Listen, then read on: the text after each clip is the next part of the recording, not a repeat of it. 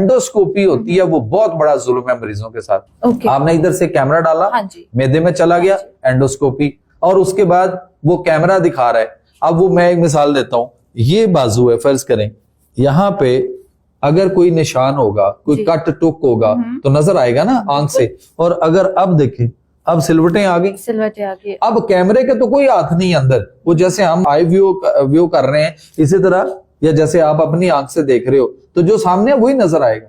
ऐसा ही है। अब इस सिलवट के पीछे फटा हुआ है, टुक है, कुछ भी है, निशान है, नजर नहीं आएगा।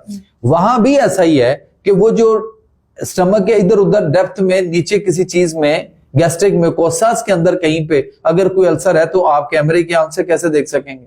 बिल्कुल। और उससे बड़ा जुल्म एक और पता है क्या? वो है बायोप्सी करना। बायोप्सी होती है, बायोप्सी होती है कि वो अंदर से ही कट लगा के ना, आपके स्टमक में से 2, 3, 4 जगहों से कट लगा के, उसी कैमरे और वो एंडोस्कोपी के होते हुए वो कट लगा के अंदर से आपके मिद्दे के मुख्तलिफ चीजों को जगह जगह से 2-4 जगहों से छोटे छोटे पीसेस लेते हैं